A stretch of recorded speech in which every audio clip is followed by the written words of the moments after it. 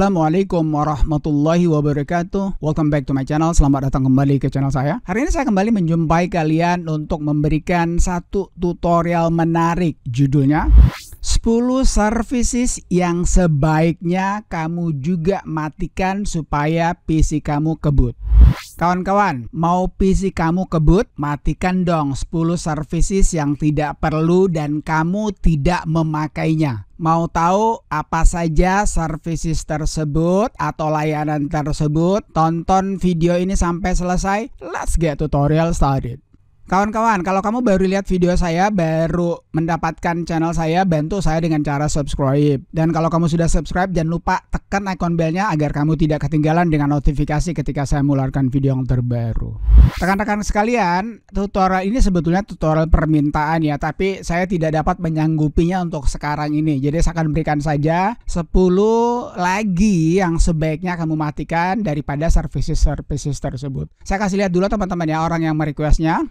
Oke, ini dia teman-teman ya, dari Yusuf Kurniawan. Nice Om Hari, tapi mungkin kapan-kapan ada pembahasan fungsi masing-masing services itu. Karena saya sebagai orang awam bingung mana harus yang saya matikan lagi selain daripada 15. Oke, jadi itu teman-teman. Jadi perlu teman-teman ketahui ya, saya sudah memiliki video yang sangat banyak sekali. Itu adalah video saya nomor 1 teman-teman mengenai services. Dan kebetulan memang kalau kamu ingin PC kamu keboot, maka beberapa services harus sebaiknya dimatikan. Nah sekarang teman-teman, tanpa lama-lama lagi langsung saja kita masuk kepada services atau layanan-layanan tersebut yang 10 ya. Pertama-tama kita buka services teman-teman. Kamu ketikkan saja di sini. Services ini sudah ada ya. Artinya tentu saja kamu tahu layanan ya. Kita buka ini teman-teman.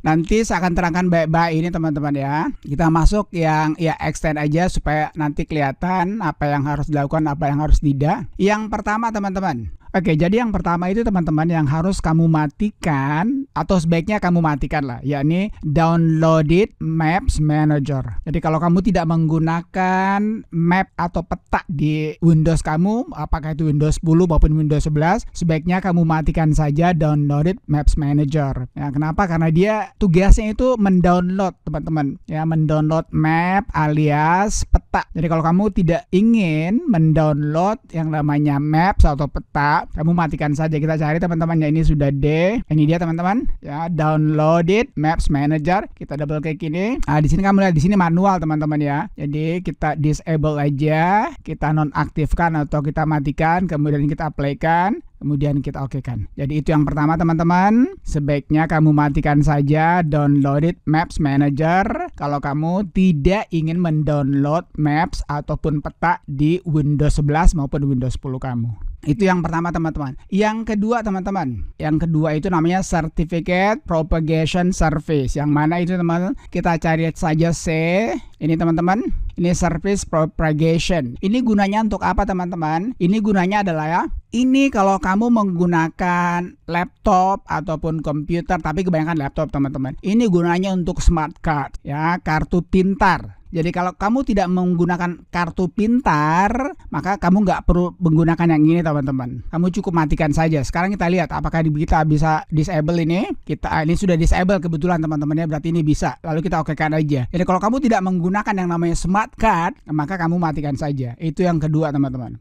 Kemudian yang ketiga, yakni Encryption File System. Oke, kita lihat sini ya, Encryption File System teman-teman. Nah ini ya, saya perlu peringatkan teman-teman, kalau kamu suka encrypt, kalau kamu suka memberikan kode, kalau kamu suka menggunakan folder kamu untuk encrypt atau memberikan kode atau memberikan password, sebaiknya jangan matikan ini. Tetapi kalau kamu tidak gunakan untuk memberikan kode, memberikan password, kamu matikan aja yang ini. Kita double klik, kemudian kita ambil disable, lalu kita okekan. Sekali lagi teman-teman, kalau kamu gunakan ini, sebaiknya kamu cukup manual saja. Ya, jangan lupa itu ya.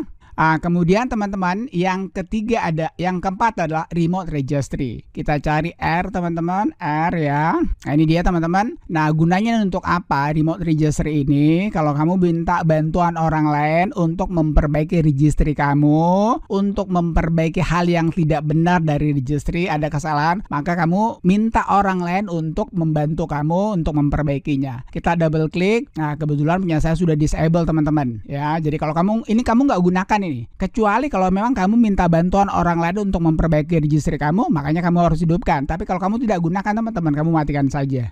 Nah, itu yang keempat. Sekarang mari kita menuju kepada yang kelima. Yang kelima itulah smart card. Kita ambil S teman-teman. Smart card, ya ini dia ya. Ini smart card. Smart card ini teman-teman, kalau kamu menggunakan BitLocker. BitLocker itu kamu bisa buka dengan smart card, bisa buka dengan password, dan bisa buka juga dengan melalui Microsoft account kamu. Nah, kalau kamu tidak menggunakan smart card, kartu pintar teman-teman, kamu matikan saja. Kita double klik, kita buat dia disable, kita apply-kan, lalu kita oke-kan. Ya, udah. Itu yang kelima teman-teman. Sekarang yang keenam, ya ini smart card removal. Nah, ini ya, ini smart card removal policy-nya sama juga kegunaannya ya. Kalau ini adalah alat pembacanya teman-teman. Kalau ini adalah smart card-nya, ini alat pembacanya, kita double klik, kita disable saja. Kita oke-kan, lalu kita apply-kan, lalu oke-kan. Sebelum kalian bertanya, saya harus beritahukan sama teman-teman ya, services atau layanan yang kamu matikan ini bisa kamu hidupkan kembali kalau kamu membutuhkannya pada suatu saat nanti. Kalau sekarang kamu tidak membutuhkannya teman-teman, kamu matikan saja. Oke, sekarang kita masuk kepada yang ketujuh. Yang ketujuh itu adalah kalau di Windows 11 namanya teman-teman OneDrive Update Service. Ya, di Windows 11 itu namanya OneDrive Update Service. Kita cari OneDrive teman-teman. Ini dia OneDrive Update Service. Ini gunanya apa? Sekali lagi saya harus